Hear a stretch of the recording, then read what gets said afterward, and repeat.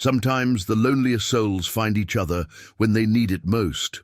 For 40 years, Takoda had convinced himself he was better off alone. The old Apache warrior lived in a small cabin deep in the desert, far from any town or settlement. He had not spoken to another person since 1847, when the soldiers came and took everything from him.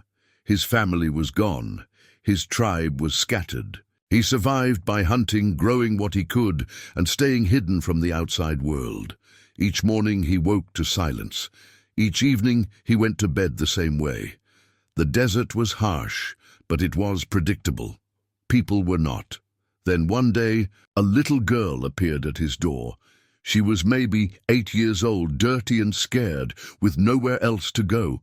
Her wagon train had been attacked. Her family was dead. She looked up at the weathered man and asked the simplest question in the world. "Can I stay here with you?" Takoda had spent 40 years avoiding people. Now he had to decide if he could save one small life or if his broken heart was too damaged to care for anyone ever again. But how can two lost souls survive together when the whole territory wants them both gone? Before we jump back in, tell us where you're tuning in from, and if this story touches you, make sure you're subscribed because tomorrow I've saved something extra special for you. The Arizona desert in 1887 was a place where time moved differently, where the sun carved deep lines into both stone and flesh, and where a man could disappear from the world entirely if that was his intention. Takoda had made it his intention. For longer than most people lived. His cabin sat tucked between two red rock formations, invisible unless you knew exactly where to look. The structure itself was a testament to patience and skill. Adobe walls thick enough to keep the scorching heat at bay during summer and hold warmth during the cold desert nights of winter. The roof was a careful arrangement of wooden beams and packed earth, designed to shed the rare but violent rains that swept through the territory. Everything about the place spoke of permanence, built by someone who never intended to leave. Takoda himself was a study in contradictions.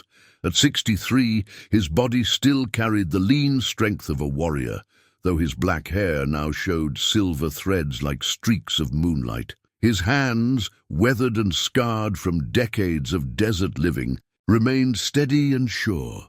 His eyes, dark brown like the earth after rain, held depths that spoke of too much seen, too much lost. The traditional Apache tattoos on his chest had faded with age, but they still told the story of a man who had once been part of something larger than himself. He wore simple clothes now, cotton shirts and leather pants he made himself, moccasins that moved silent as shadows across the desert floor.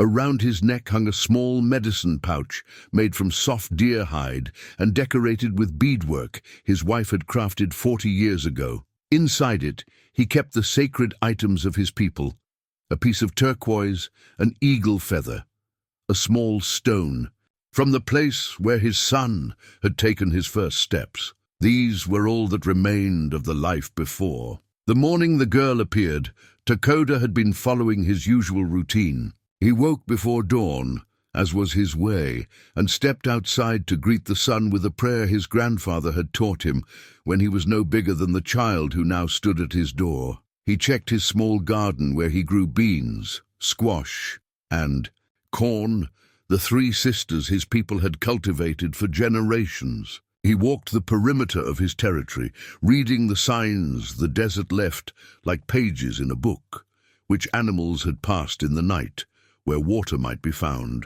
what changes the wind carried. 40 years of solitude had not made him soft. If anything, the desert had honed him to a fine edge, stripping away everything unnecessary until only the essential remained.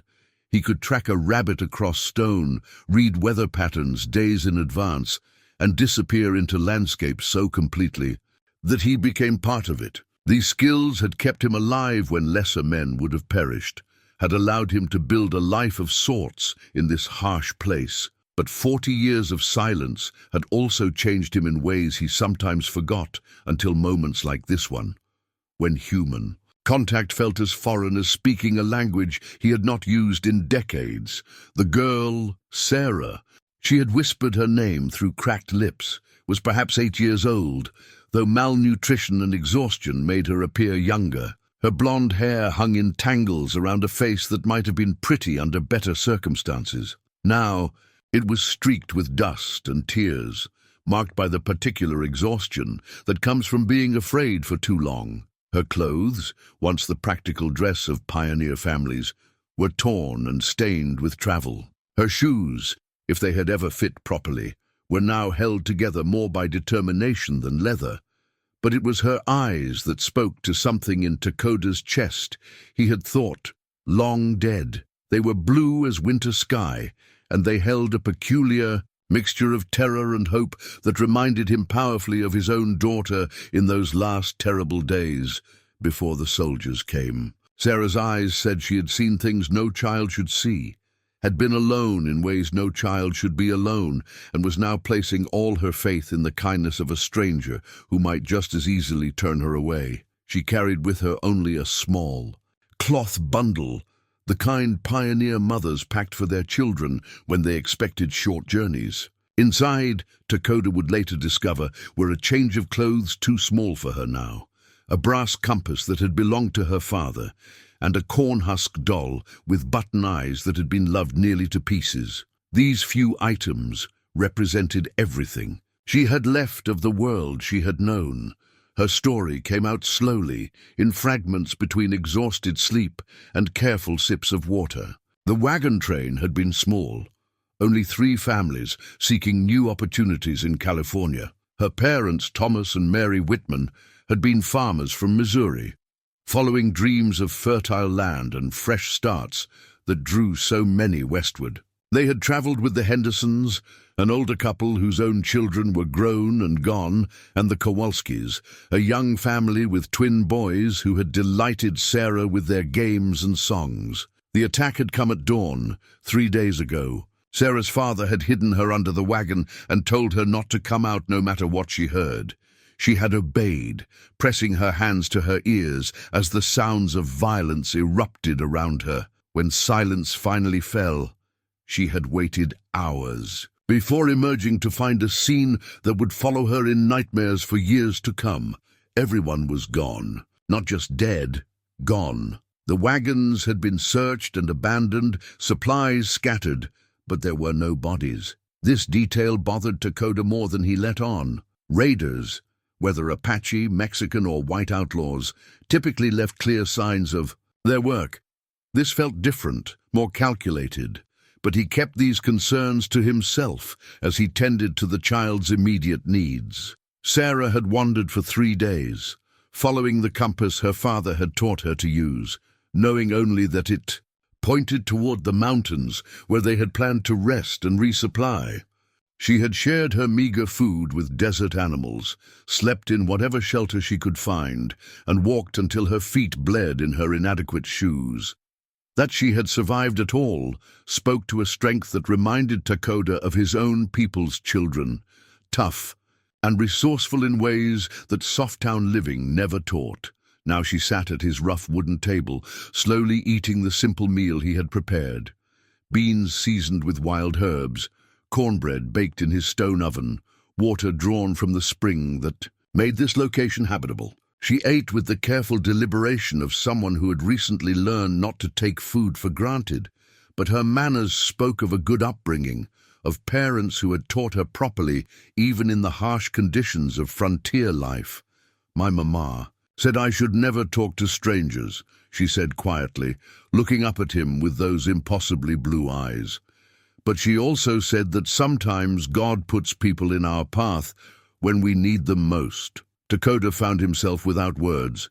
He had not spoken of God or of any divine plan for so long that the concepts felt foreign. His own spiritual beliefs had been shaken to their foundations by loss, though he still performed the daily rituals that connected him to his ancestors and the natural world. The idea that some higher power had guided this child to his doorstep was both comforting and terrifying.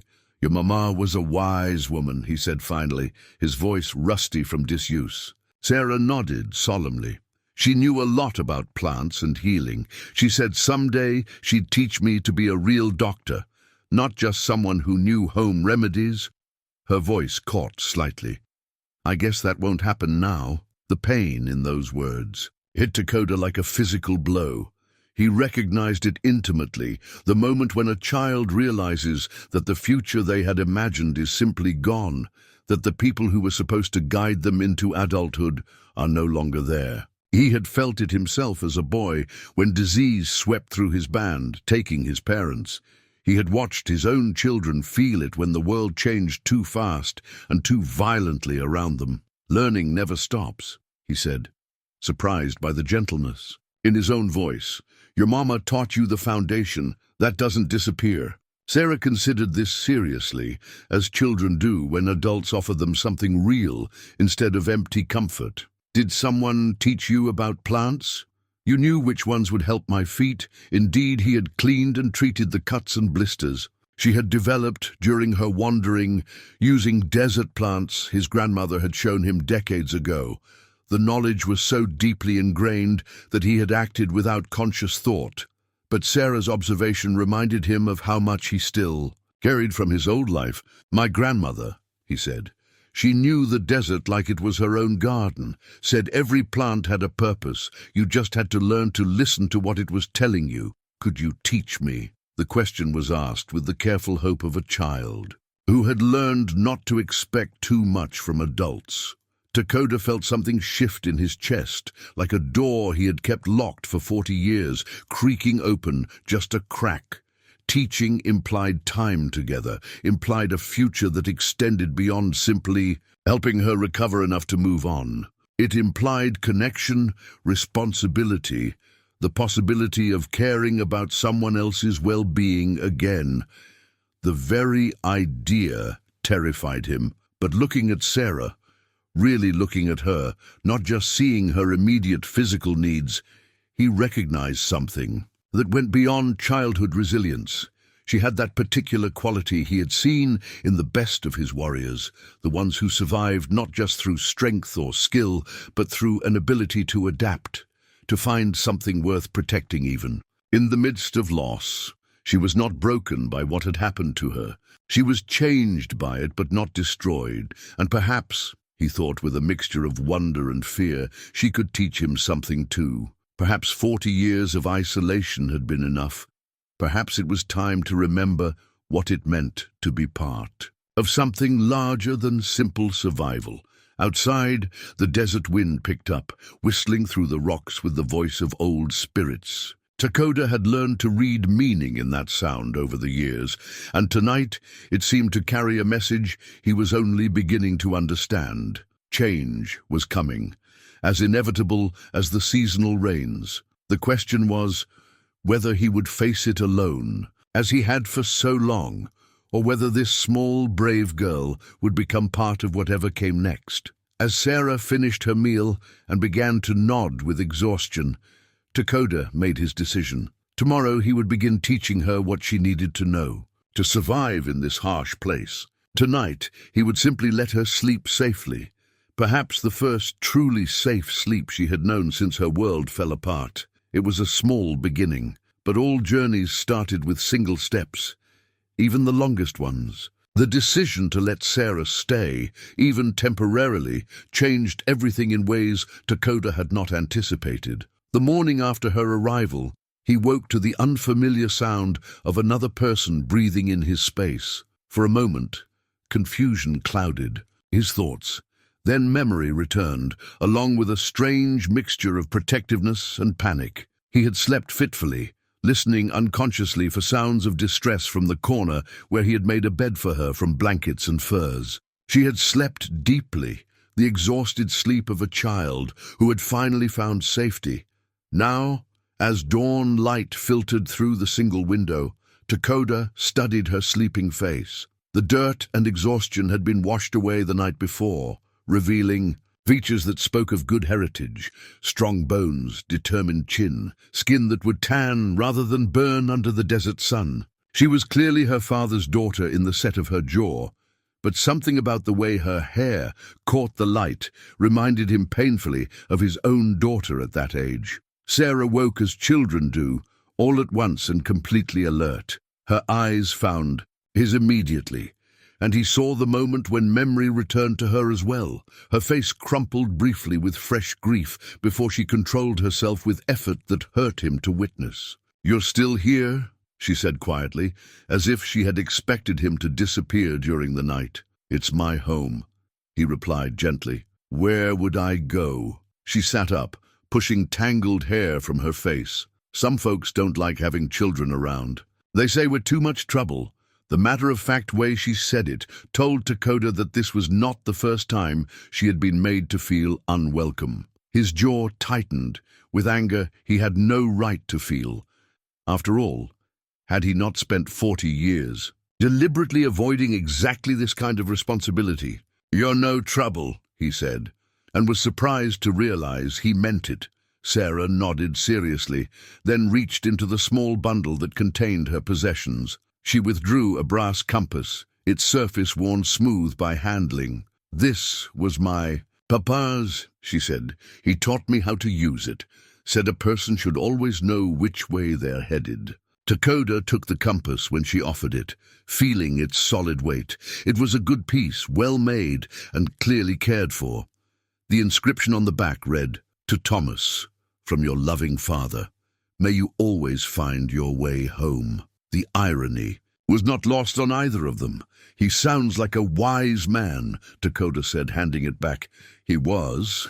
Sarah's voice was steady, but her fingers trembled slightly as she tucked the compass away. "Mama said I should keep it always, that it would help me find my path even when I felt lost." "And what does it tell you now?" Sarah was quiet for a long moment, then looked directly at him. "That maybe I'm supposed to be here. With you. At least for now." The simple faith in her words both moved and terrified him. She was placing her trust in him, based on nothing more than his willingness to share a meal and provide shelter for one night. The weight of that trust felt heavier than any weapon he had ever carried. Over the following days, they began to work out the practical realities of sharing space. Takoda had lived alone for so long that he had forgotten the complex negotiations required when two people occupy the same territory. Sarah was naturally neat and helpful, clearly raised by parents who had taught her to contribute rather than simply consume. But she was also 8 years old, which meant she asked questions constantly, made noise without thinking about it, and required care and attention in ways that exhausted him. Yet he found himself adapting more quickly than he had expected. Her presence forced him out of routines that had calcified over decades. He began explaining his actions, why he chose certain plants for food, why he checked the wind direction each morning, why he moved so quietly even when no threat was apparent. Teaching required him to think about knowledge he had internalized, so completely that it had become instinct. Sarah proved to be a quick learner, absorbing information with the focused intensity of someone who understood that knowledge might mean the difference between life and death. She learned to identify edible plants, to read the subtle signs that indicated water sources, to move through the desert without leaving obvious tracks. Her small hands proved surprisingly capable at tasks like weaving baskets and preparing food. But it was during their first night together that Takoda truly understood what he had committed himself to. Sarah's scream shattered the desert silence like breaking glass. Takoda was on his feet and moving before consciousness fully returned, instincts honed by years of danger taking over completely. He found her sitting up in her makeshift bed, eyes wide with terror, body shaking with the aftermath of nightmare. "There. Coming," she whispered urgently. "I can hear the horses. We have to hide." Takoda knelt beside her, close enough to offer comfort, but not so close as to seem threatening. "You're safe," he said quietly. "There are no horses here, only the wind." Sarah's breathing gradually slowed as reality reasserted itself, but the terror in her eyes remained. "I dream about it every night," she said. "About that morning. I keep thinking, What if they come back? What if they're looking for me? The fear in her voice was rational, not childish. Takoda had wondered the same thing himself. The attack on her wagon train remained troubling in its precision and the absence of bodies. Someone with specific intentions had orchestrated it, and those intentions might well include recovering any witnesses. "Tell me about the men," he said carefully. Sarah's face scrunched with concentration. "I didn't see them very well. Papa made me hide under the wagon and told me not to look no matter what. But I heard voices. They weren't speaking English. Not Spanish either. Papa taught me some Spanish, something else. Could you understand any of it?" "No, but—" She paused, frowning. "One of them spoke English when they were searching the wagons. He had an accent, but not like the Mexican traders who came through town. Different." Takoda filed this information away. Non-English speakers suggested Native American involvement, but the calculated nature of the attack didn't match typical raiding patterns. And if one of them spoke accented English, that opened other possibilities. Deserters from various armies, foreign nationals, or men who had learned English as adults for specific purposes. What about their clothes, their weapons? "I don't know." Sarah's frustration was evident. "I was scared to look. Papa always said if strangers came, I should hide and stay hidden until he said it was safe." "Your papa was right," Takoda said, firmly. "You did exactly what you should have done." But as he comforted the frightened child, Takoda's mind was working through implications that chilled him. If Sarah was indeed being hunted, then his isolated sanctuary was no longer safe for either of them. The very qualities that had made this place perfect for a man who wanted to disappear, its remoteness, its concealment, its limited escape routes, would become disadvantages if they faced organized pursuit. The next morning brought confirmation of his worst fears. While checking his snares in the pre-dawn darkness, Takoda discovered horse tracks near the spring that fed his water source. The tracks were fresh, made sometime during the night, and they showed the distinctive wear patterns of shod horses, not the unshod ponies of his own people. Someone had found his water source, and, by extension, had likely found evidence of his presence. More troubling still was what the tracks revealed about their visitors. Multiple horses, well-maintained shoes, disciplined formation as they had approached and withdrawn. This was not a chance encounter with random travelers. Someone was searching systematically, and they had the resources and organization to do it effectively. Takoda studied the tracks with the careful attention of a man whose life had once depended on reading such signs correctly. 5 horses, he determined. Riders of moderate skill, but mounted on quality animals. They had approached from the east, circled the spring area thoroughly, then withdrawn in the same direction. They had been careful not to disturb his snares, or leave obvious signs of their presence, which suggested they didn't want him to know they had been there, all of which meant they planned to return. When he arrived back at the cabin, Sarah was awake and attempting to prepare breakfast with the focused determination of someone trying to prove her usefulness. She looked up as he entered, and something in his expression made her go very still. "What is it?" she asked quietly. Takoda considered lying, considered protecting her from knowledge that would only add to her fear. But she deserved to know what they were facing. She had already proven herself capable of handling hard truths. "We had visitors last night," he said simply. Sarah's face paled, but her voice remained steady. "How many?" 5 men on horseback. "They found the spring. Are they coming back?" "Yes." Sarah nodded once, accepting the reality without argument or tears. At 8 years old, she was already learning lessons that most people never had to face, that safety was temporary, that home was wherever you could defend it, and that sometimes running was the only option left. "What do we do?" she asked. Looking at her, small and brave and trusting him to have answers, Takoda felt the last of his resistance crumble.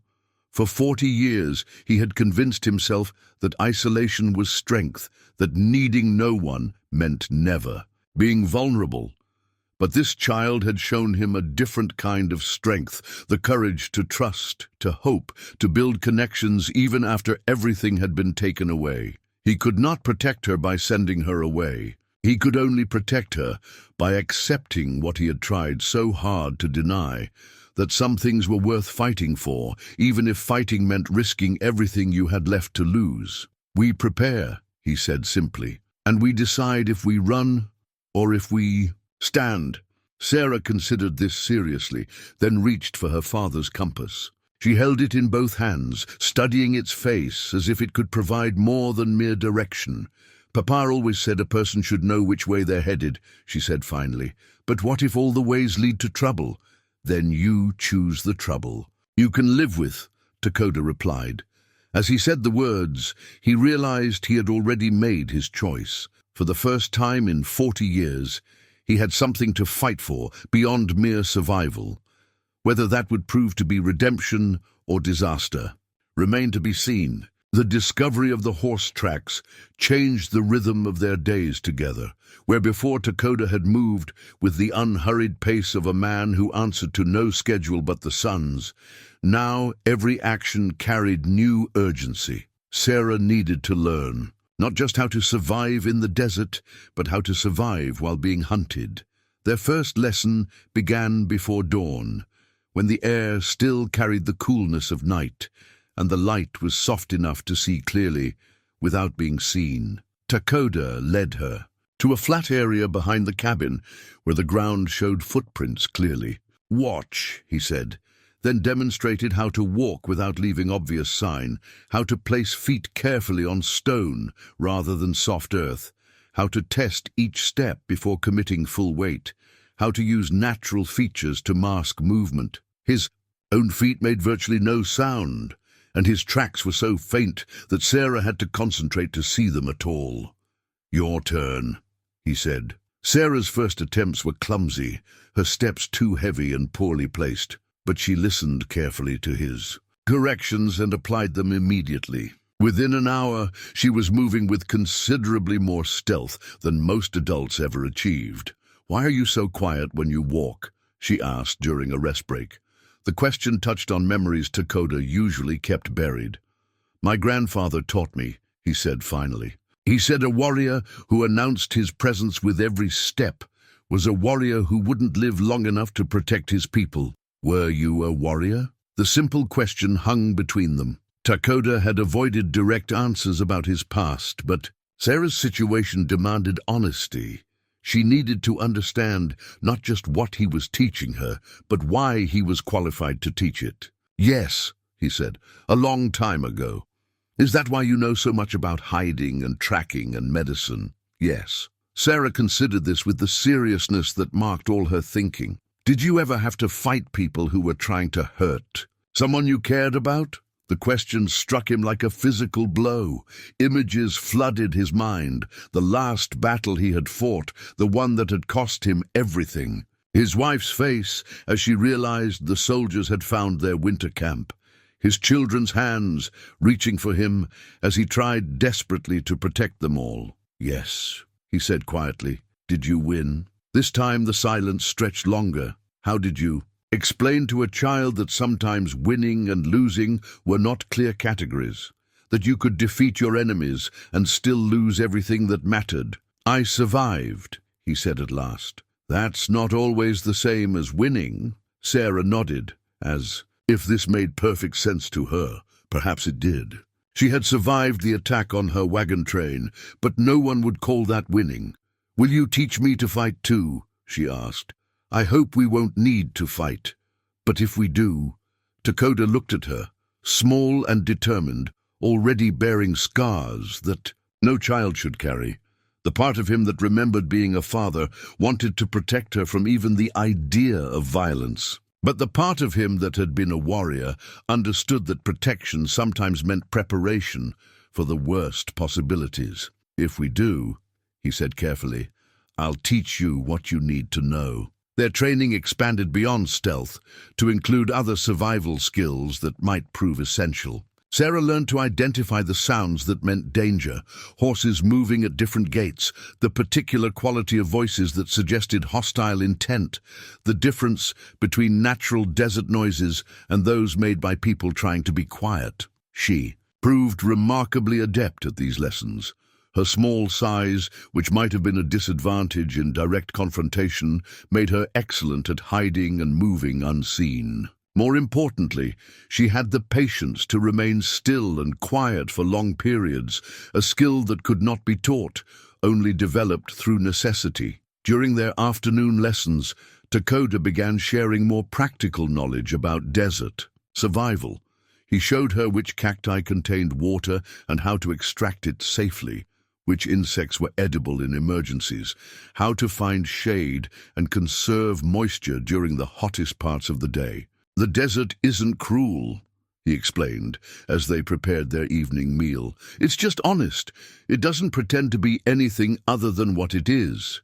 People who die out here usually die because they brought expectations from other places, other climates. They expected the desert to work like the forests or grasslands they knew." Sarah stirred the beans slowly, thinking about this. "Is that why you've been able to live here so long? Because you understand what the desert really is?" "Partly," Takoda admitted, "but also because I learned to become part of it instead of fighting against it." "How do you become part of it?" It was a child's question, but one that cut to the heart of Apache philosophy in ways that surprised him. "How did you explain the concept of harmony with the natural world to someone raised in a culture that saw nature as something to be conquered?" "You listen," he said finally. "You watch. You learn the patterns, when the wind changes, what it means when certain birds call, how the plants respond to different seasons. After a while, you stop being a stranger in the desert and start being part of the desert." That evening, as Sarah practiced moving silently around the cabin in the fading light, Takoda began carving. It was something he had not done for years. The careful shaping of wood into useful or beautiful objects. But watching Sarah adapt to her new circumstances with such courage had stirred something creative in him. The piece of wood was desert ironwood, hard and dense, with a grain that seemed to flow like water. Under his knife, it began to take shape, the rough outline of a human figure, small enough to fit in a child's hand. Sarah noticed immediately when she came inside. "What are you making?" "Something for you," he said, without looking up from his work. She came closer, studying the emerging figure with the focused attention she brought to everything new. "Is it a doll?" "Of sorts." Takoda held up the partially carved piece. "Among my people, we sometimes made figures like this for children, not just toys, but companions. Something to hold when you're scared or lonely or need to remember that. Someone cares about you." Sarah's eyes widened. "You're making it for me? Really?" The wonder in her voice reminded Takoda how few gifts this child had received in her short, difficult life. It also reminded him how long it had been since he had created something simply for the joy of giving. "Really?" he confirmed. That night, as Takoda continued working on the wooden figure by firelight, and Sarah practiced the lessons he had taught her, both of them felt the first genuine stirrings of something that went beyond mere survival. They were becoming a team, learning to work together not just out of necessity, but out of growing mutual respect and affection. Outside, the desert wind carried the scents and sounds of a world larger than their small sanctuary. Somewhere in that darkness, men with unknown intentions were perhaps planning their next move. But inside the cabin, lit by firelight and warmed by the beginning of trust between two wounded souls, the future seemed less bleak than it had for either of them in a very long time. The wooden doll began to take on features under Takoda's skilled hands, a face that was neither entirely Apache nor entirely white, but something new and uniquely suited to the remarkable child who would own it. Like Sarah herself, it belonged fully to no single tradition, but drew strength from multiple sources. As he worked, Takoda found himself humming softly, an old song his grandmother had sung while she worked. He had not hummed in 40 years, had not even realized the melody still lived in his memory. But Sarah's presence was awakening parts of himself he had thought lost forever, reminding him of joys that had nothing to do with mere survival. Tomorrow would bring new challenges, new lessons, and perhaps new dangers. But tonight, for the first time in decades, Takoda fell asleep to the sound of another person breathing peacefully nearby, and found that the sound brought comfort rather than anxiety. The wooden doll, still taking shape in his weathered hands, would be finished soon. Like their partnership, it was becoming something neither of them had expected, but both of them needed. 3 days after discovering the horse tracks, Takoda finished the wooden doll. He had worked on it during quiet evening hours, carving with the patient precision that desert life had taught him. The figure was no larger than Sarah's hand, but every detail had been carefully considered.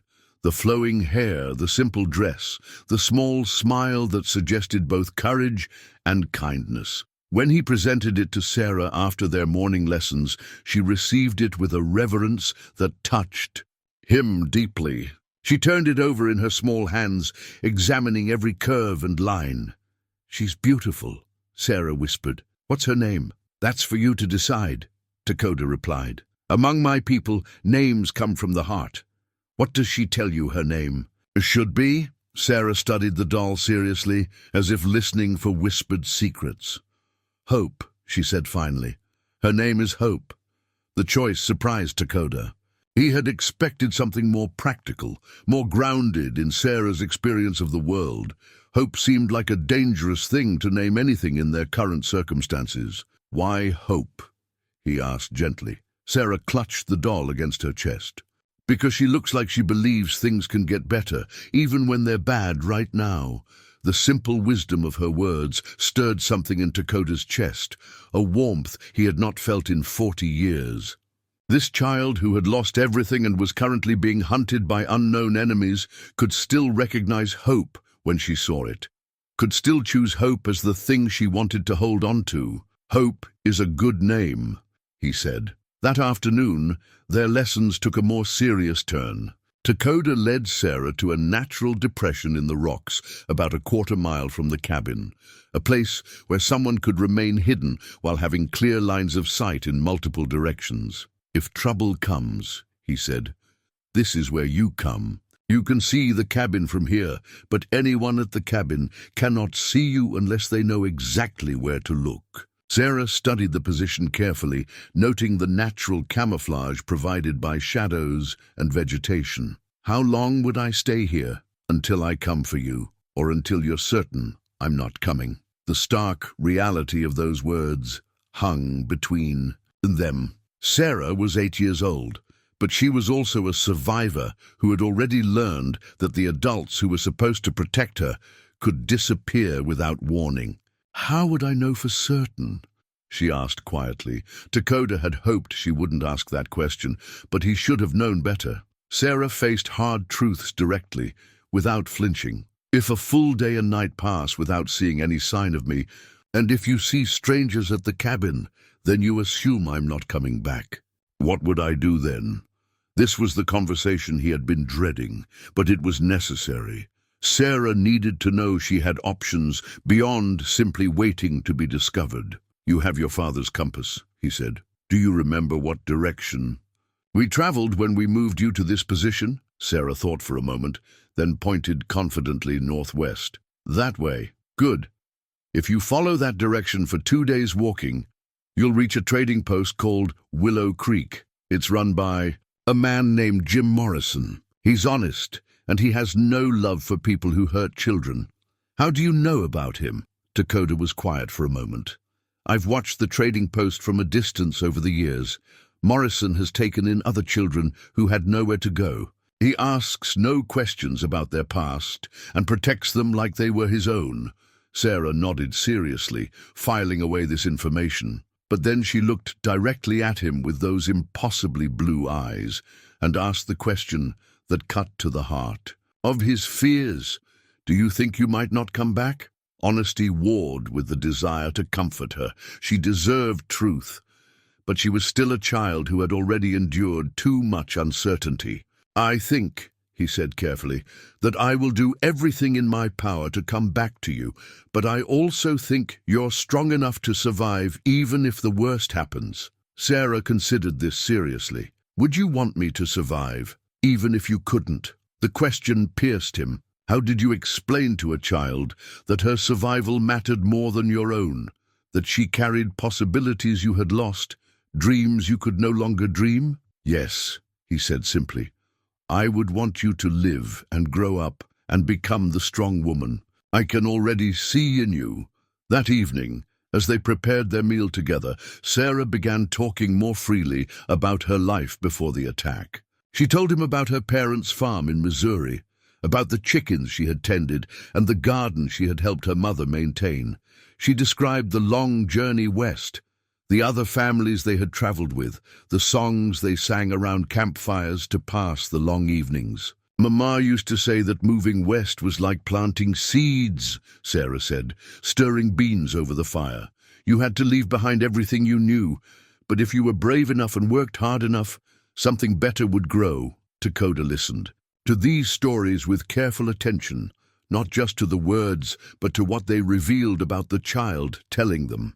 Sarah had been loved, truly loved, by parents who had given her both practical skills and a framework for understanding the world. That foundation showed in everything she did, the way she approached new challenges with curiosity rather than fear, the way she trusted despite having every reason not to. "Tell me about your family," Sarah said suddenly, looking up from her work. "Were you married? Did you have children?" The question hit him like cold water. For 40 years, he had avoided thinking about his family, except in the abstract, as symbols of loss rather than as real people with names and personalities and dreams of their own. But Sarah's open curiosity broke through defenses he had maintained for decades.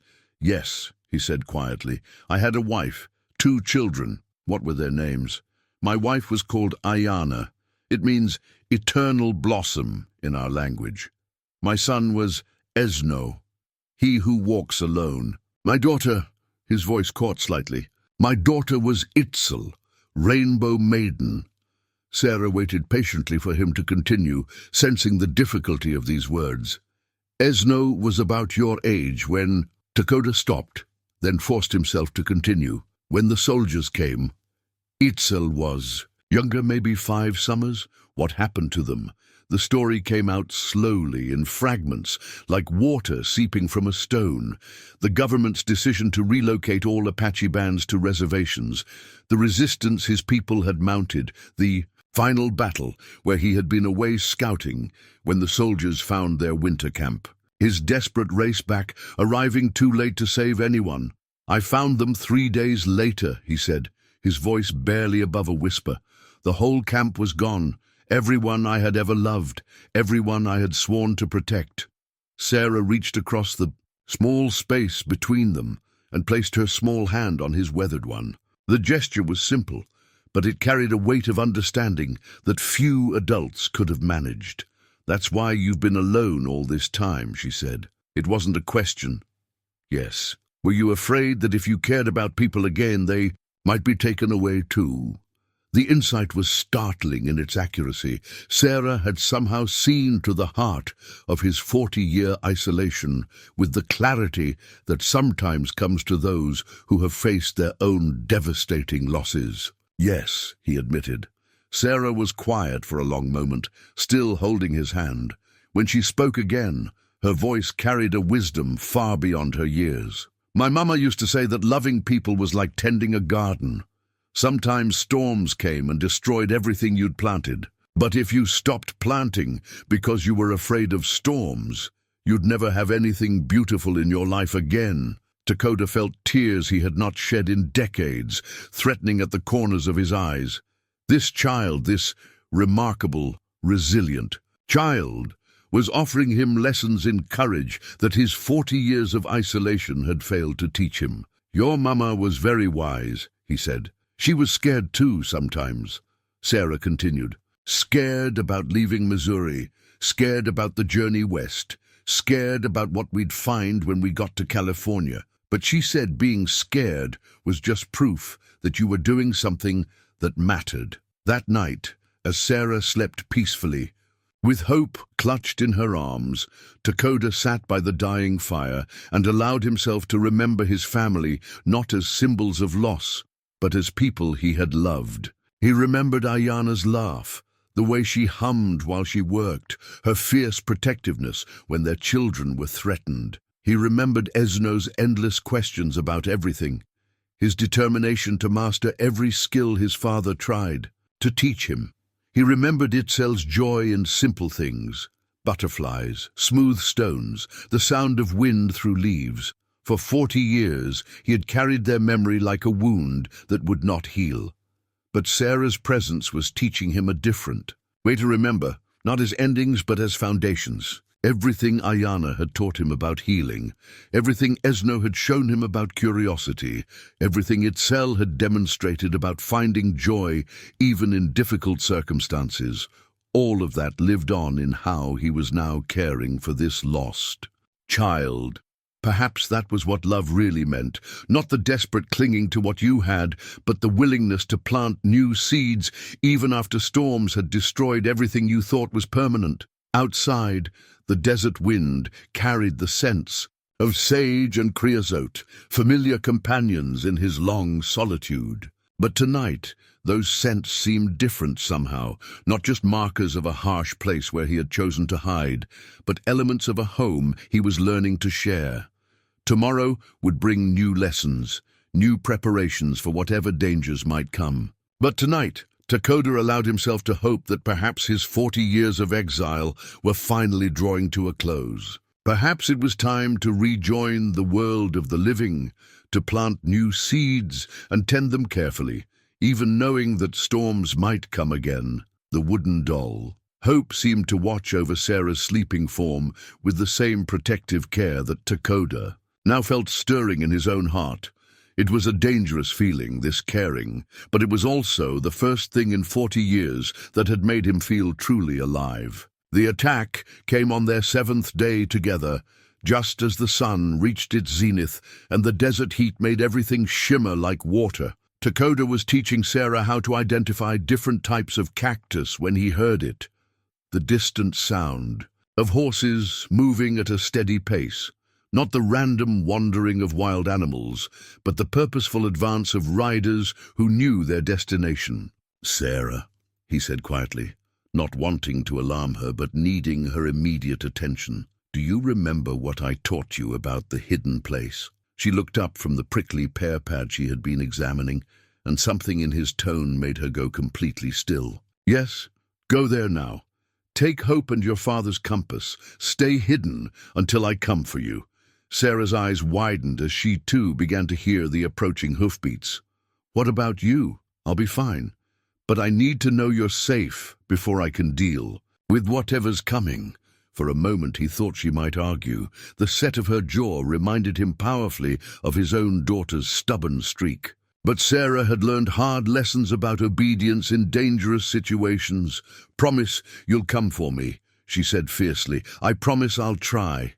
She accepted this, the honesty of it, the acknowledgement that some promises could not be guaranteed, and slipped away into the rocks with the silent grace he had taught her. Within moments, she was invisible, as if the desert had simply swallowed her. Takoda moved quickly back toward the cabin, his mind already shifting into patterns he had not used for 40 years. How many riders? What were their intentions? What weapons and advantages did he have? 5 men, as he had expected from the tracks. They approached openly, making no attempt at stealth, either confident in their superior numbers or genuinely believing they were dealing with a harmless old hermit. Their horses were good quality, their equipment well maintained. These were not random drifters or desperate outlaws, but men with resources and organization behind them. Takoda stepped out of his cabin as they drew near, keeping his hands visible but ready. He had hidden his weapons, but his body itself was a weapon honed by decades of survival. The leader was a man in his 40s, lean and weathered, with the kind of careful eyes that missed nothing. He wore the remnants of a military uniform, Union Army, from the insignia still visible on his jacket. A deserter, perhaps, or a veteran who had found military discipline more profitable in civilian pursuits. "Morning," the man said, touching his hat brim in a gesture that was polite on the surface, but held undertones of condescension. "Name's Colonel William Hayes. We're looking for a lost child, little girl, maybe 8 years old, blonde hair. Her family's wagon train was attacked about a week ago, east of here." Takoda kept his expression carefully neutral. "Haven't seen any children. Don't see many people at all out here." Hayes studied him with the calculating look of a man accustomed to evaluating threats. "That's interesting. See, we found tracks near your water source. Fresh tracks, made by someone smaller than yourself. Desert animals," Takoda replied calmly. "Deer, sometimes wild sheep. They come to water at night. These tracks were made by shoes, old man. Small shoes." The confrontation was escalating, as Takoda had known it would. Hayes was not here to negotiate or to take no for an answer. The question was what he really wanted with Sarah and how far he was willing to go to get it. "You calling me a liar?" Takoda asked, allowing a hint of the anger any desert hermit might feel at being accused by strangers. Hayes smiled, but there was no warmth in it. "I'm saying you're hiding something. And I'm saying we're going to search your property, whether you give permission or not. This is still America, last I heard. Man's home is still his castle, not when that man is harboring stolen property." The words hit Takoda like a physical blow. Stolen property. Not a lost child, not a survivor in need of help. Property to be recovered. "Don't know what you're talking about," he said. Hayes gestured to his men, who began to dismount. "Search the cabin, check the surrounding area, look for any sign of the girl." As the men spread out, Takoda found himself in the familiar position of being outnumbered, but not necessarily outmatched. These men were competent, but they moved like civilians, playing at being soldiers. They had not faced true warriors, had not learned to read the subtle signs that meant death was a heartbeat away. One of them, a young man with nervous eyes and soft hands, approached the cabin door with careless confidence. He was focused on the search, not on the potential threat represented by the old Apache standing quietly nearby. It would have been simple to kill him. A quick movement, a broken neck, and the odds would be 4-1 instead of 5-1. But that would mean committing fully to violence, and Takoda was not yet certain it was necessary. More importantly, Sarah was watching from her hiding place. Whatever he did now would become part of her understanding of how problems were solved, how threats were handled. Did he want her to learn that violence was always the first option? "Nothing in the cabin," the young man reported. "But there's definitely been more than one person living here. Extra bedding, 2 sets of eating utensils." Hayes nodded as if this confirmed his suspicions. "Spread out, check every rock formation, every possible hiding place. She's here somewhere." As the men began their search, moving in gradually widening circles around the cabin, Takoda felt the familiar calm that had once made him one of the most feared warriors of his band. Time seemed to slow, allowing him to observe every detail with crystal clarity. The nervous young man carried a pistol but kept fumbling with the holster, suggesting minimal training. The older man to his left moved with military precision but favored his right leg, an old injury that would limit his mobility. Hayes himself was the real threat, alert, experienced, and utterly confident in his authority, but they were searching in the wrong direction. Their assumption that Sarah would hide close to the cabin was leading them away from her actual position. If Takoda could keep their attention focused on the immediate area around his home, she might remain undiscovered. "Mind telling me what this girl supposedly stole?" Takoda asked conversationally. Hayes paused in his supervision of the search. "Information. Her family was carrying certain documents when they were attacked. Documents that belong to people who want them back." "What kind of documents?"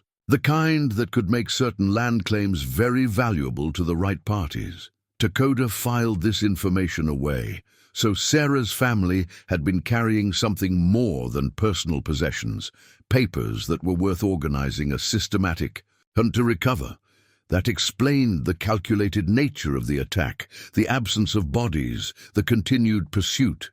And you think an 8-year-old girl understands the value of legal documents? I think an 8-year-old girl might have grabbed whatever she could carry when she ran from the attack, including a leather satchel that wasn't hers to take. The pieces began falling into place in Takoda's mind. Sarah had mentioned carrying only a small bundle of personal items, but there might have been other things she had taken without understanding their significance. Or perhaps her parents had given her something to protect before the attack began. "Colonel," one of the searchers called out, "found something." Hayes and Takoda both turned toward the voice. The man was standing near the area where Takoda had been teaching Sarah about cactus identification, holding up a small piece of torn fabric, Sarah's dress. She must have caught it on a thorn during her quick escape to the hiding place. Hayes examined the fabric with satisfaction. Fresh tear. "She's been here recently." He turned back to Takoda with cold eyes. "Last chance, old man. Tell us where she is and we'll make this easy on everyone. Keep lying, and we'll tear this place apart rock by rock." Takoda met his gaze steadily. "I told you. Haven't seen any children." Hayes nodded to his men. "Do it!" As the searchers began moving in the direction that would eventually lead them toward Sarah's hiding place, Takoda realized that his 40 years of peaceful isolation were about to end in violence, whether he chose it or not. The only question was whether he would act before they found her, or wait until it was too late to protect the child who had reminded him what it meant to care about someone else's life more than your own. The desert sun beat down mercilessly as Takoda prepared to become a warrior again, knowing that some things were worth fighting for regardless of the cost. The decision came to Takoda with crystalline clarity as he watched Hayes's men spread out in their methodical search. They were moving with the confidence of people who believed they faced no real opposition, and that confidence would be their undoing. But first, he needed to buy time and create confusion. "Wait," Takoda called out, his voice carrying just the right note of defeated resignation. "There's something I need to tell you." Hayes raised his hand, stopping his men's advance. "I'm listening." "The girl was here," Takoda admitted, "but she left yesterday morning." "Where did she go?" "North, toward the mining camps. Said she was looking for her uncle." It was a plausible lie. Desperate children often sought out distant relatives, and the mining camps were exactly the kind of place where someone might disappear permanently. Hayes considered this information with the careful attention of a man accustomed to sorting truth from deception. Which mining camp? Didn't say. Just pointed north and started walking. Hayes studied Takoda's face, searching for tells that might indicate deception. But Takoda had learned long ago to control his expressions completely, to show only what he chose to show. "Tom," Hayes said to one of his men, "ride north about 5 miles. Look for tracks, signs of recent passage.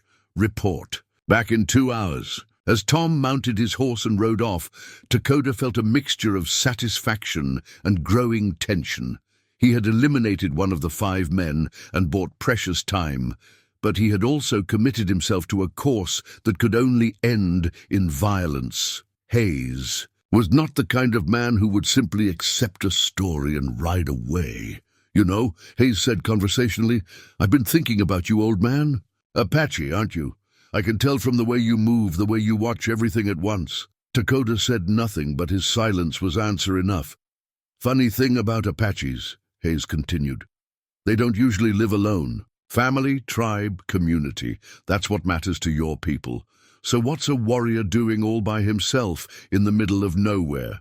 The question was designed to probe for weakness, to find the emotional leverage that would make Takoda more cooperative. But Hayes had no idea how deeply he was cutting with his casual observations. "Maybe I'm not much of an Apache anymore." Takoda replied. Or maybe you've got good reasons for hiding from the world.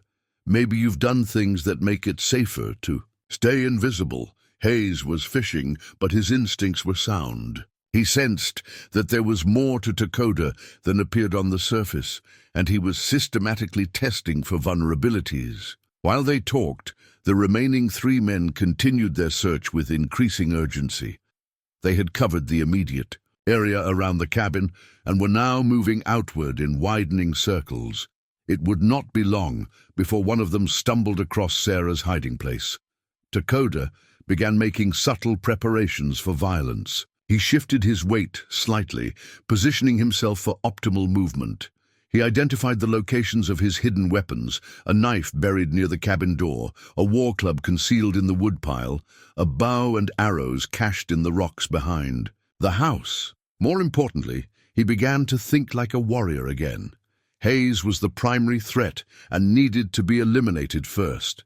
The nervous young man would panic under pressure and could be dealt with quickly. The older man with the limp would be dangerous but limited in mobility. The 4th man, the one searching furthest from the group, would have to be handled separately. "You're planning something," Hayes observed calmly. "I can see it in your eyes. But before you do anything stupid, consider this. We're not the only ones looking for the girl. There are other parties involved, other people who want those documents. Some of them are considerably less civilized than we are. Meaning if you help us find her, she stays alive and goes to people who will treat her well. If you don't, she eventually falls into hands that won't be so gentle." It was a sophisticated threat, designed to make Takoda feel that cooperation was actually protection. But it also revealed something important. Hayes needed Sarah alive and relatively unharmed, which meant he had employers who valued her beyond mere revenge. "What's in these documents that makes them so valuable?" Takoda asked. Hayes smiled coldly. "Mining claims. Her father filed papers on some very promising territory before he died. Papers that could be worth a fortune to the right investors. The pieces fell into place with sickening clarity. Sarah's family had not been random victims of frontier violence. They had been murdered for land, killed by people who wanted to steal their legal claims to what might be valuable mining territory. So you killed her parents for money," Takoda said flatly. "I didn't kill anyone," Hayes replied. "But I won't pretend to be broken up about what happened to them. They were in the way of progress." The casual dismissal of murder, the reduction of Sarah's family to mere obstacles, ignited something in Takoda that had been dormant for 40 years. This was not just about protecting one lost child anymore. This was about justice for the innocent, about standing against the kind of evil that destroyed families for profit. "Colonel," one of the searchers called out, "I've got something over here." Hayes and Takoda both turned toward the voice. The man was standing near a rock formation that was uncomfortably close to Sarah's hiding place, holding something small in his hand. "What is it, Jackson?" "Child's hair ribbon, caught on a thorn bush." Takoda's heart sank. Sarah must have lost the ribbon during her hasty retreat to the hiding place. Hayes would now know that she was somewhere in that direction, and it would only be a matter of time before they found her. "Well, well," Hayes said with satisfaction. "Looks like your story about her leaving yesterday was creative fiction." "And could be an old ribbon," Takoda said without much hope. "Could have been there for weeks."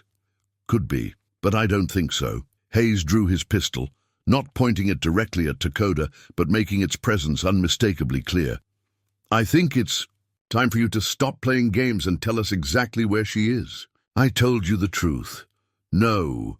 You told me what you wanted me to believe.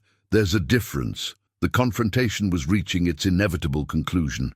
Takoda could feel the familiar tightening of muscles, the heightened awareness that came before battle.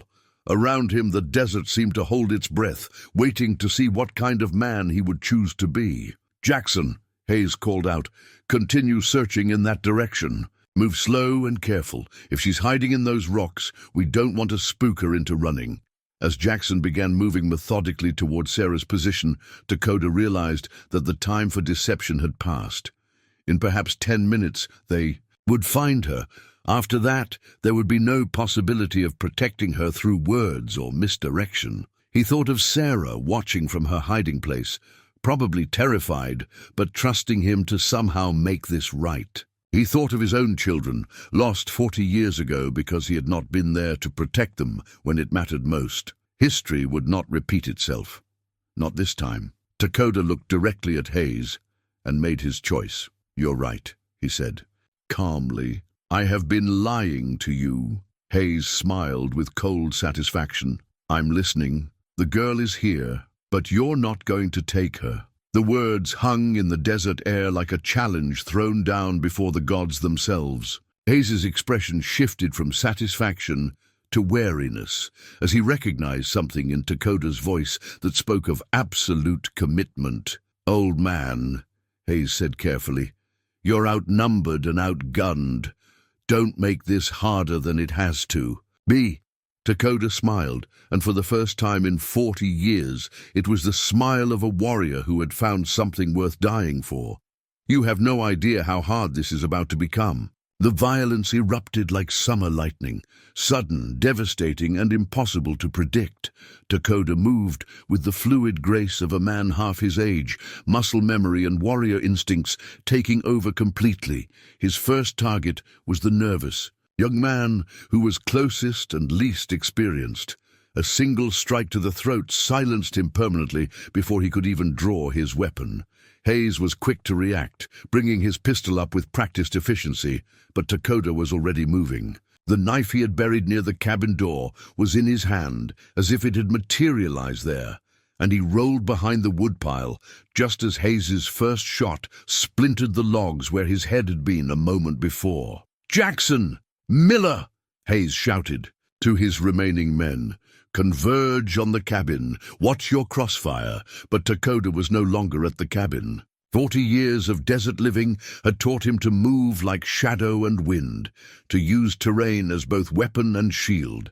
He flowed between the rocks and brush with deadly purpose, each movement calculated to confuse and disorient his enemies. Jackson, the man who had been moving toward Sarah's hiding place, spun around at the sound of gunfire, but could not immediately locate the threat. That moment of confusion cost him his life as Takoda's arrow, fired from a bow he had retrieved from its cache, took him in the chest with surgical precision. Miller, the older man with the limp, was more experienced and dangerous. He had taken cover behind his horse and was scanning the area methodically, looking for targets of opportunity. But his military training worked against him in this situation. He was thinking like a soldier fighting other soldiers, not like someone facing a warrior who had become part of the landscape itself. Takoda's war club, carved from desert ironwood and weighted with stone, crushed Miller's skull before the man even realized he was under attack. In less than 3 minutes, Hayes had gone from commanding 5 men to facing a lone Apache warrior with nothing but his pistol and whatever courage he could muster. The transformation was so complete, so devastating, that for a moment he simply stared at the carnage around him with disbelief. "Impossible," he whispered. Takoda emerged from the rocks like an avenging spirit, painted with dust and blood, carrying weapons that spoke of ancient traditions and deadly skills. His eyes held the cold fire that had once made him a legend among his people. The look of a man who had moved beyond fear, beyond mercy, beyond anything except the absolute necessity of protecting what he loved. "Your turn," Takoda said quietly. Hayes raised his pistol with shaking hands. "You're insane. You just killed 4 men. They'll hunt you to the ends of the earth for this." "Let them come. You don't understand. I work for powerful people, important people. They won't let this go unanswered. Then they can join you in hell." Hayes fired, but panic made his aim wild. The bullet went wide, and before he could fire, again, Takoda was on him. The knife that had tasted blood 3 times already found its mark a 4th time, and Colonel William Hayes died with his eyes wide with the shocked realization that all his careful plans had been undone by an old man he had dismissed as harmless.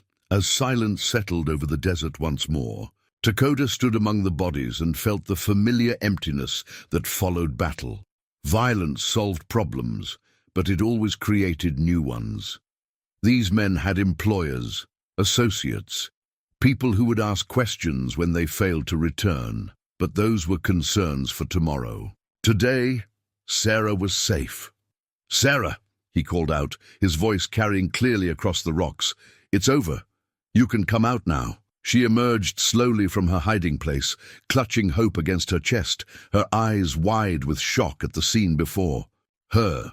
She had heard the gunshots, had probably seen at least part of the fight, but nothing could have prepared her for the reality of violent death. "Are you hurt?" she asked, running to him with the instinctive concern of someone who had already lost too many people. "No," he assured her, kneeling to meet her at eye level. "I'm not hurt." Sarah looked around at the bodies, her expression serious but not fearful. She had seen death before, understood its finality in ways that no child should have to understand. "It came for me, didn't they?" she said. "Yes. Why?" This was the moment Takoda had been dreading, the moment when he would have to tell Sarah that her family had been murdered, not for any crime they had committed, but simply because they had possessed something valuable. "Your father filed mining claims before he died," Takoda explained gently. "Papers that could be worth a great deal of money. These men wanted those papers." Sarah frowned, thinking hard.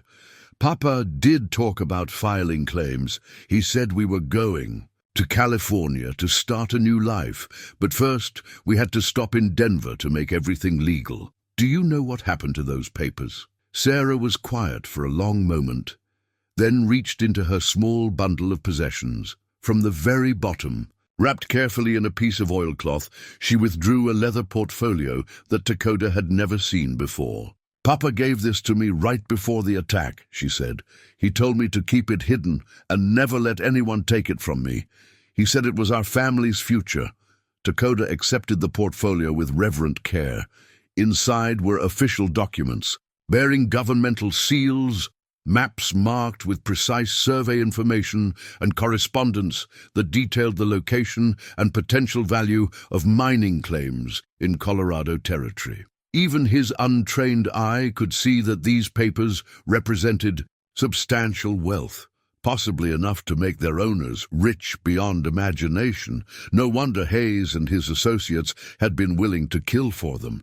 "Sarah," Takoda said carefully, "these papers make you a very wealthy little girl, but they also make you a target for people who will stop at nothing to take them from you." Sarah considered this with the seriousness that marked all her thinking. "Like those men who just tried to take me?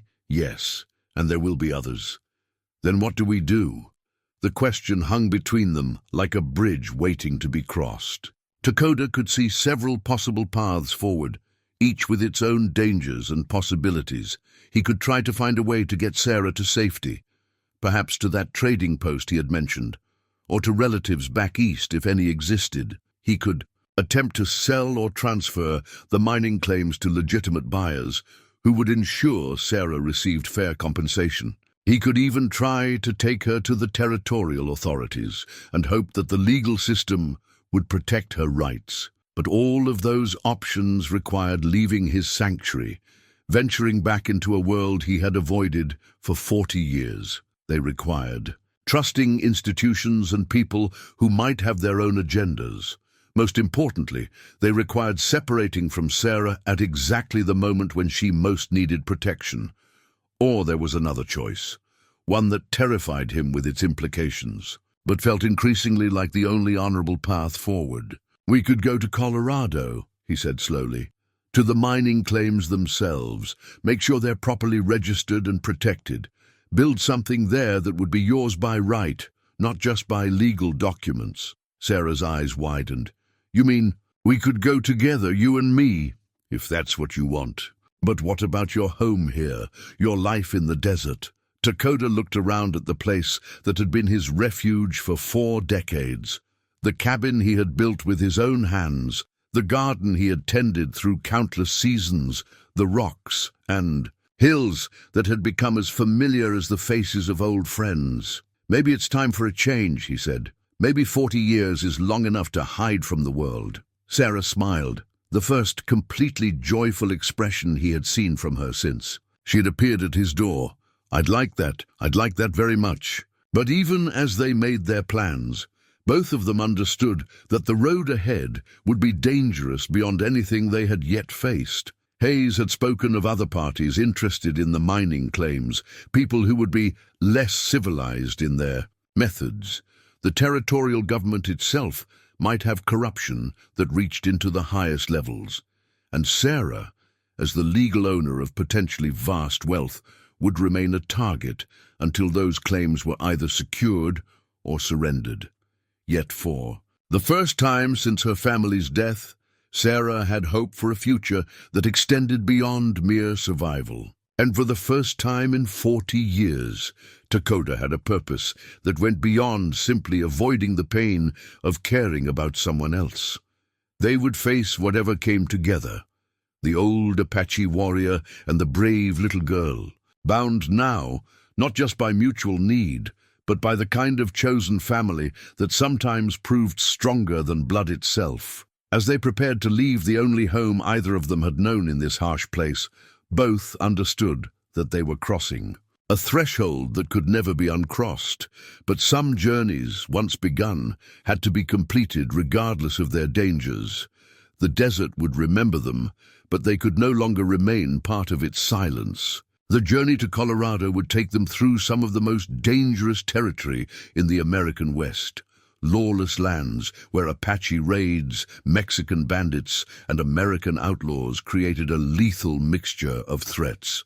But before they could even begin that treacherous passage, Takoda knew they had to deal with the immediate consequences of the battle at his cabin. 5 men had ridden onto his property. None had ridden away. Eventually someone would come looking for them. "We have perhaps 2 days, Takoda told Sarah as they worked together to prepare for departure. "Maybe 3 if we're fortunate, but no more than that." Sarah helped him gather supplies with the focused efficiency she brought to all tasks.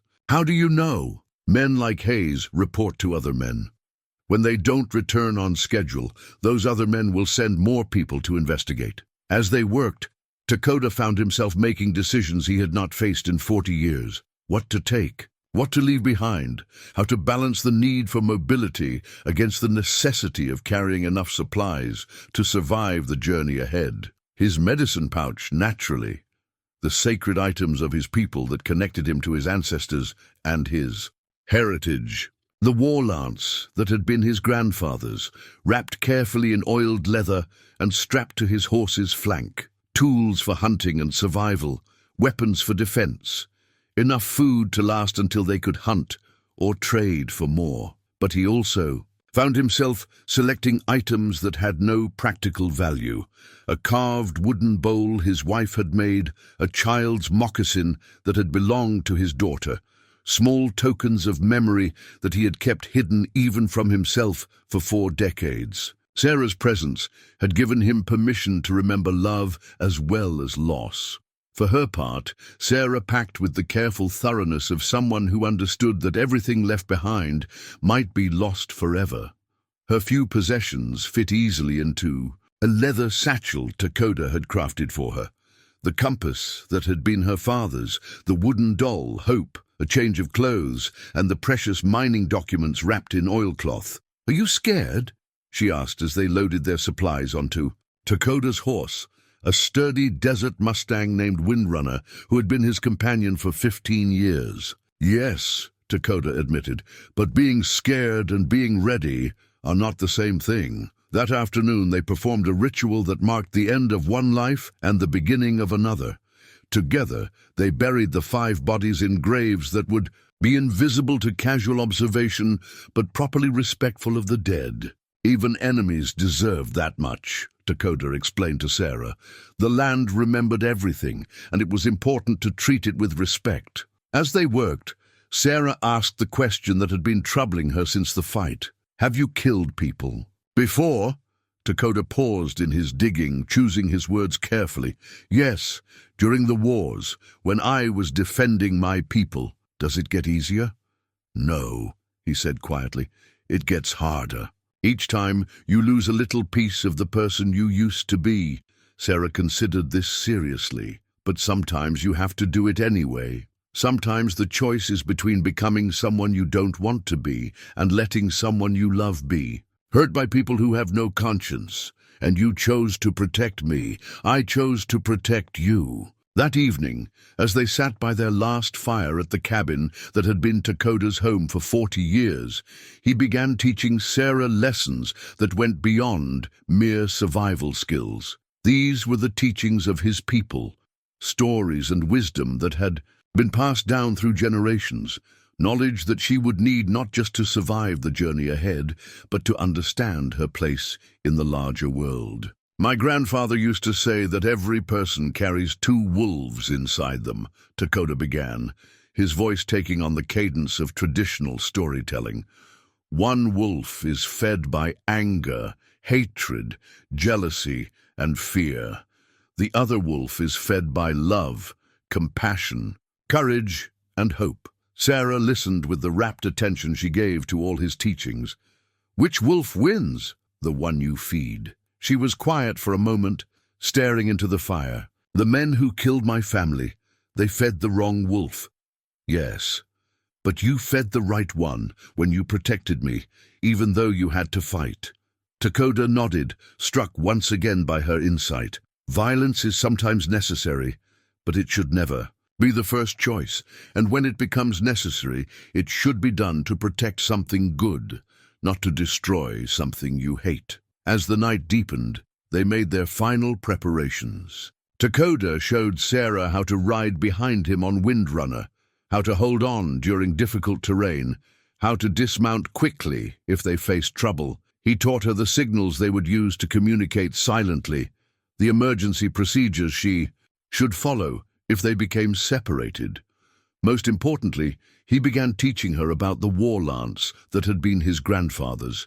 A weapon that carried not just physical power, but spiritual significance that connected him to the warrior traditions of his people.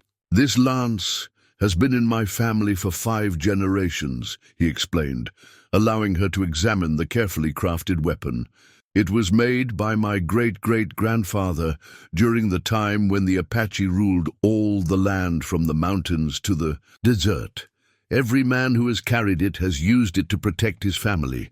The lance itself was a work of art as much as a weapon. The shaft was made from seasoned oak, perfectly balanced and decorated with traditional patterns carved by master craftsmen.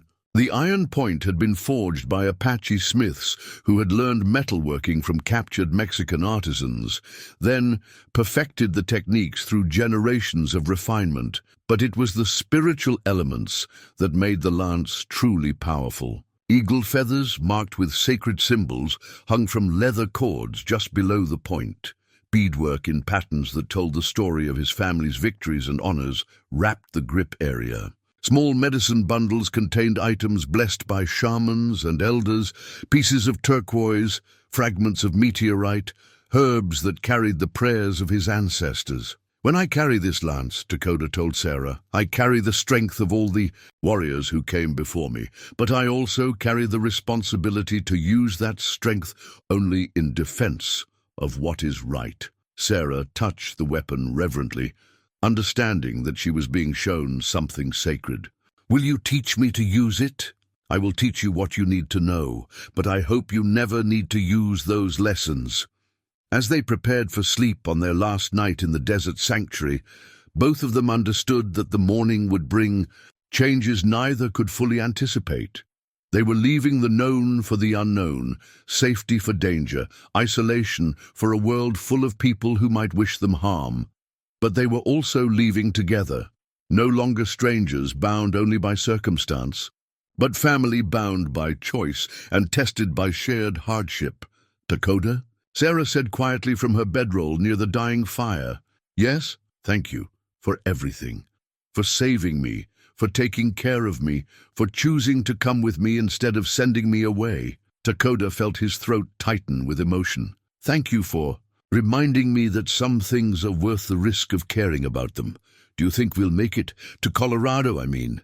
Do you think we'll be able to claim the mining rights and build something good there?" It was a question with no certain answer.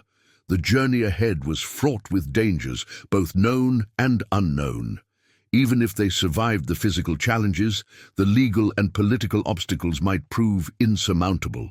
Sarah was 8 years old, and he was a 63-year-old Apache warrior in a world that had little patience for either children or Indians. But looking at her face in the firelight, serious and brave and full of hope despite everything she had endured, Takoda found himself believing in possibilities he had thought lost forever.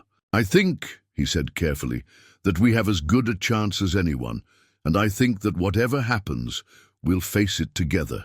Sarah smiled and clutched hope against her chest. "Together," she agreed. Outside, the desert wind sang its ancient songs through the rocks and canyons, carrying the scents of sage and promise. Tomorrow would bring the beginning of a journey that would test everything they had learned about survival, courage, and the bonds that can form between two unlikely souls. But tonight, they slept peacefully under the vast sky, protected by each other's presence and the knowledge that neither would face whatever came next alone. The war lance stood propped against the cabin wall, ready to serve its ancient purpose once more. The mining documents lay safely wrapped and hidden, representing a future that might hold prosperity beyond imagining. And two people who had found family in the most unlikely circumstances, prepared to discover what that family might be capable of when it faced the wider world together. The desert had been their sanctuary, but Colorado would be their destiny. They had been traveling for 6 days when the trap was sprung.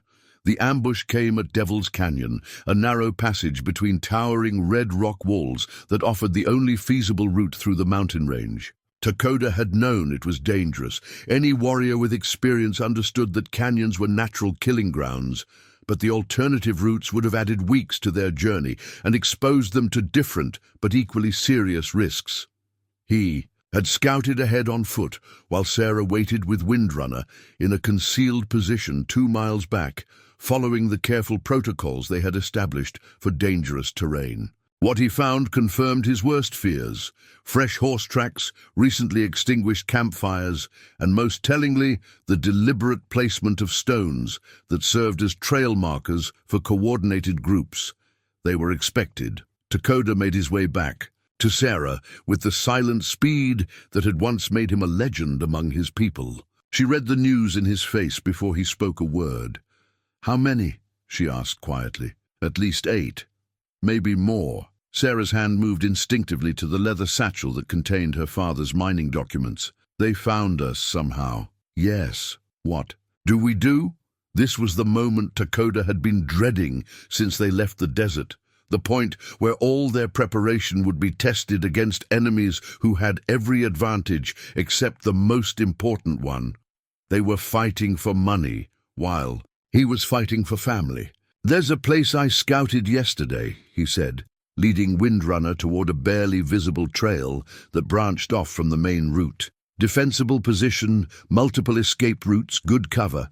If we're going to make a stand, that's where we do it."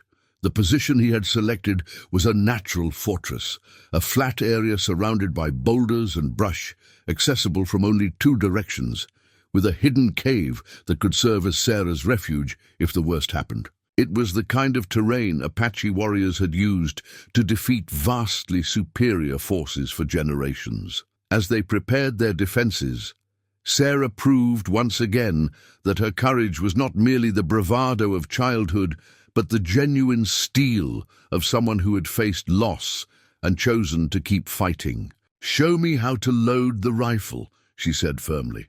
Takoda hesitated. Teaching an 8-year-old to handle firearms crossed lines he was reluctant to cross. But their situation left little room for conventional morality. "You remember what I taught you about the hiding place?" he asked as he demonstrated the loading procedure. Sarah nodded, her small hands steady as she practiced the motions. Stay hidden until you come for me, or until you're sure you can't come for me. And if I can't come for you, follow the escape route to the secondary position, wait 1 full day, then head for the trading post. Good. Takoda checked his own weapons. The war lance, 2 knives, a bow with 30 arrows, and a captured pistol from Hayes's men. Not much against 8 or more enemies, but Apache warriors had won battles with less. Takoda. Sarah's voice was smaller now, carrying the fear she had been hiding behind her brave facade. Yes? Are you going to die protecting me? The question hit him like a physical blow. How did you answer such directness from someone who had already lost everyone she had ever loved? I'm going to do everything I can to make sure we both survive this, he said carefully. But you might die. Yes, I might. Sarah considered this with the terrible gravity that marked all her thinking about loss. If you do, I want you to know that having you as my family, even for just a little while, was worth all the scary parts. Takoda felt tears threaten at the corners of his eyes. This child, this remarkable, brave child, was teaching him lessons about love and loyalty that his 40 years of isolation had failed to provide. Having you as my family, he said quietly, has been the greatest gift of my life. As afternoon shadows began to lengthen, their enemies made their first probing move. A single rider appeared at the canyon mouth, sitting his horse with the casual confidence of someone who believed he held all the advantages. "Apache!"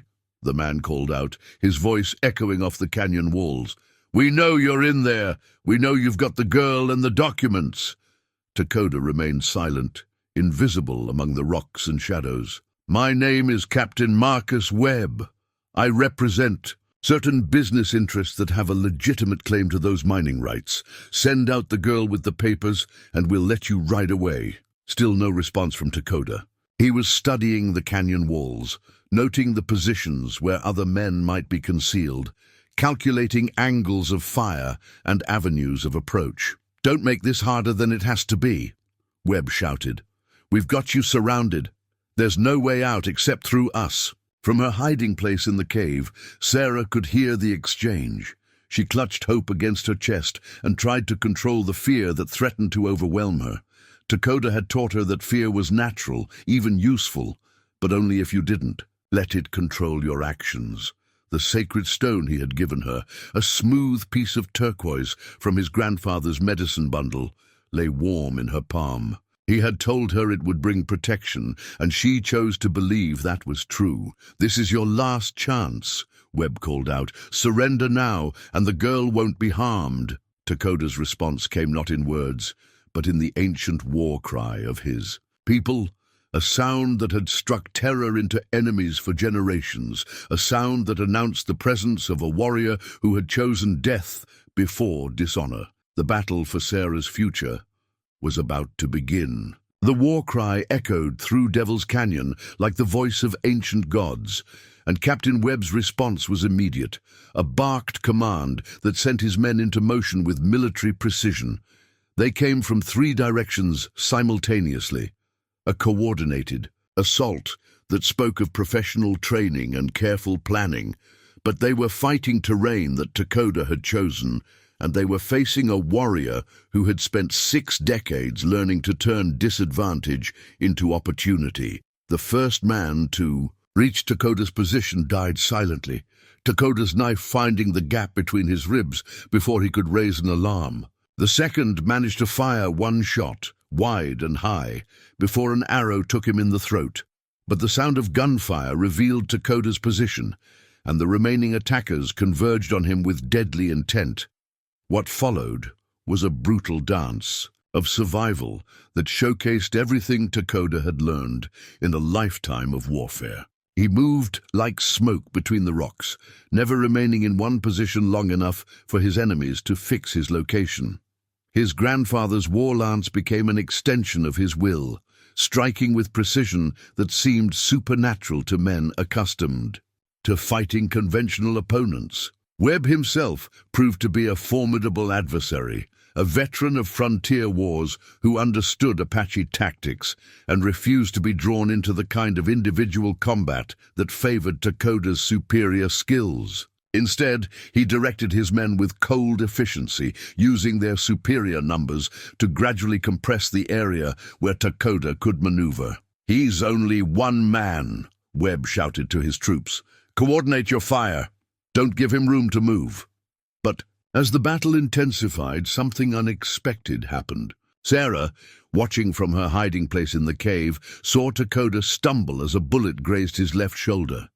The wound was not serious, but it slowed him noticeably, and she could see that the odds were turning against him. For a moment, she remained, frozen by the protocols he had taught her. Stay hidden, stay safe, let him handle the fighting. But then she remembered something else he had said. Sometimes the most important battles were fought not with weapons, but with courage and quick thinking. The rifle he had taught her to load lay beside her in the cave. She was small, supposedly, helpless, completely unexpected as a factor in the battle, which meant she might be the one element that could change everything. Sarah made her choice. Moving with the stealth Takoda had taught her, she crept from the cave to a position where she could see the canyon floor clearly. Webb was positioned behind a large boulder, directing his men's movements while staying safely out of range of Takoda's weapons. Sarah raised the rifle, remembering everything Takoda had taught her about breathing, aim, and steady hands. The weapon was almost too heavy for her to hold properly, but determination made up for physical limitations. Her first shot went wide, but it had the effect she intended. Webb spun around in shock, suddenly realizing that the helpless child was armed and positioned behind him. "The girl!" he shouted. "She's got a rifle!" The distraction lasted only seconds, but it was enough. Takoda used Webb's momentary confusion to close the distance between them, the war lance moving with deadly precision. Webb managed to get off one shot before the iron point found his heart, ending his threat permanently. But the battle was far from over. 3 of Webb's men remained, and they were now aware that Sarah was no longer safely hidden. Worse, her position, in the rocks, left her exposed to return fire from multiple directions. "Sarah!" Takoda called out, his voice carrying clearly across the canyon. "Get back to cover." She tried to obey, but as she moved, one of the remaining gunmen got a clear shot. The bullet struck the rock inches from her head, sending stone fragments flying and causing her to lose her footing. As she fell, the leather satchel containing her father's mining documents came loose from her shoulder, sliding down the rocky slope toward the canyon floor, where the surviving enemies could easily retrieve it. For a moment, time seemed suspended. Sarah lay stunned from her fall, the precious documents sliding away from her reach. 3 armed men converging on their position with victory seemingly within their grasp. Then something remarkable happened. An eagle, a magnificent golden eagle, that had been soaring high above the canyon, suddenly dove toward the battle with a piercing cry that seemed to echo Takoda's earlier war call. The bird's appearance was so unexpected, so dramatic, that it momentarily distracted the gunman. But more importantly, it seemed to fill Takoda with renewed strength and purpose. He moved with a speed and grace that defied his 63 years, the war lance dancing in his hands like a living thing. The sacred feather attached to its shaft seemed to catch fire in the afternoon sunlight as he struck down the remaining enemies with a precision that bordered on supernatural. When silence finally returned to Devil's Canyon, only Takoda and Sarah remained alive among the rocks and shadows. Sarah retrieved her father's documents with shaking hands, while Takoda checked each of their fallen enemies to ensure they posed no further threat. As he worked, the eagle circled overhead once more before disappearing into the vast sky, a sign that his ancestors approved of the battle he had fought in defense of an innocent child. "Is it over?" Sarah asked quietly. Takoda looked around at the scene of carnage, then at the brave little girl who had risked everything to help him when the odds seemed impossible. "Yes," he said simply. "It's over." But even as he spoke those words, both of them understood that this victory was only the beginning. They had defeated one group of enemies, but others would surely follow. The mining claims that promised such wealth also promised continued danger until they could be properly secured. Still, they had proven something important in Devil's Canyon. That family, chosen family, could overcome seemingly impossible odds when courage and love combined with skill and determination. The path to Colorado still lay ahead, but they would walk it together, strengthened by the knowledge that they could face whatever challenges awaited them. 6 months later, in the bustling mining town of Silver Creek, Colorado, Sarah Whitman stood on the porch of the finest house in town and watched the sun set over mountains that had become home in ways she had never expected. The house itself was modest by the standards of Eastern wealth, but it was palatial compared to anything she had known during her brief, hard life. 2 stories of solid timber construction, with glass windows that caught the evening light like jewels, and a wraparound porch that provided views of the valley where her father's mining claims had proven even more valuable than the original documents had suggested. But it was not the house that made this place special. It was the man who sat in the rocking chair beside her, whittling a new toy for the children at the local school. Children who had learned to call him simply Grandfather Takoda, and who gathered around him every afternoon to hear stories of the desert and the old ways. The transformation had not been easy. Convincing the territorial authorities to honor an 8-year-old girl's legal claim to valuable mining rights had required months of careful negotiation, several bribes to corrupt officials, and the kind of patient persistence that Takoda's Apache heritage had taught him to value above quick victories. But Sarah's courage during those early legal battles had impressed even the most skeptical officials. She had stood in courtrooms full of men who dismissed her as a child and spoken with the clear dignity of someone who understood exactly what she was fighting for. When questions arose about the legitimacy of her father's original claims, she had presented evidence with the precision of a trained lawyer.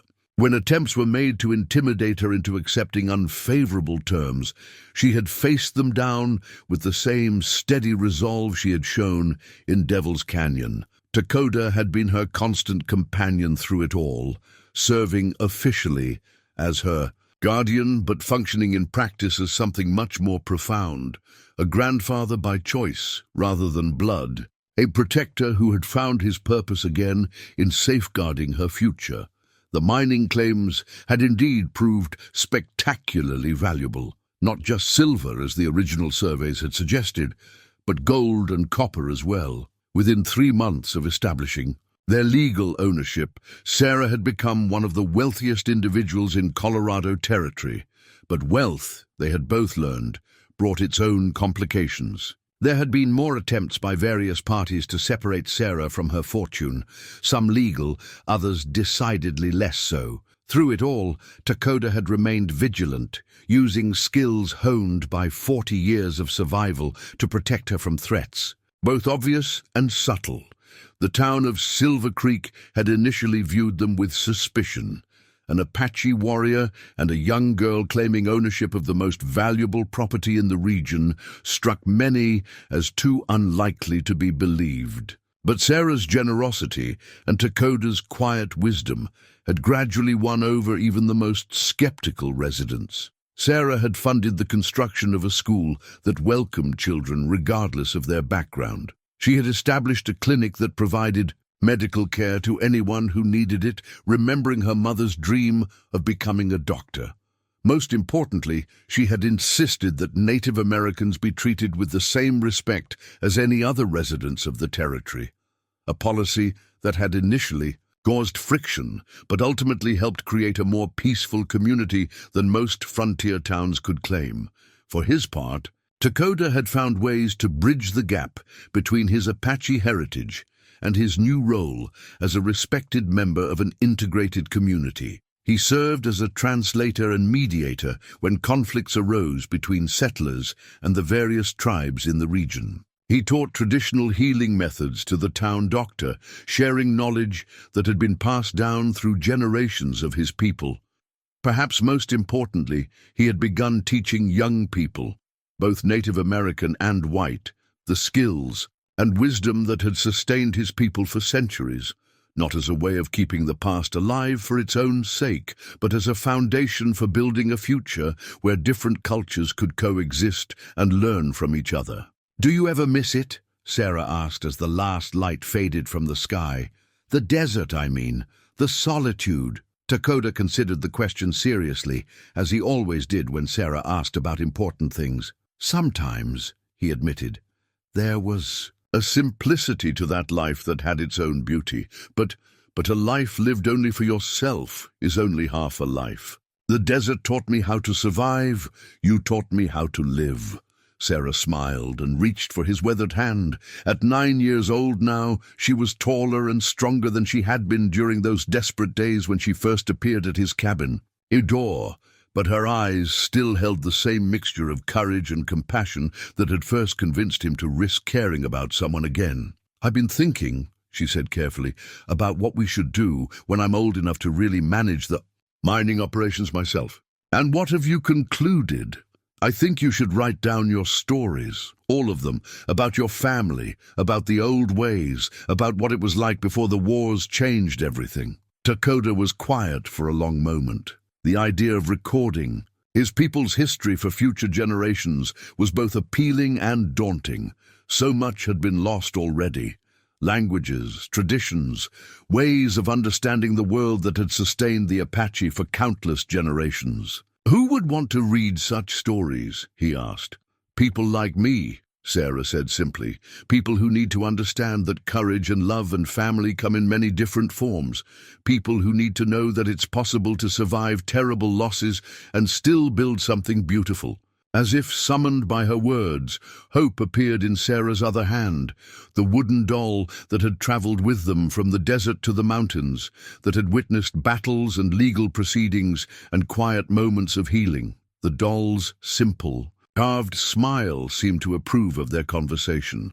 On the table beside them lay a wooden cross that Takoda had carved from local pine. Not a religious symbol, but a marker of the place where two very different traditions had intersected to create something new. It would eventually mark the spot where they planned to build a school that would teach both Apache wisdom and conventional academics.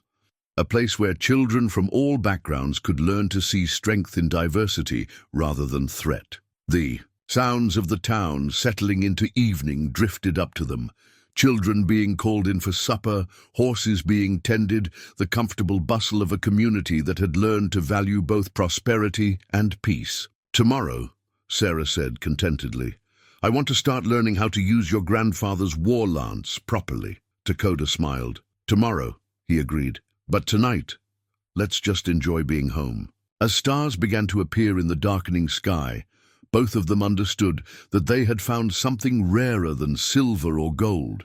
They had found the kind of family that could weather any storm, built on foundations of mutual respect, shared courage, and the simple recognition that love could flourish even in the most unlikely circumstances. The lonely Apache was lonely no more, and the lost little girl had found her way home at last.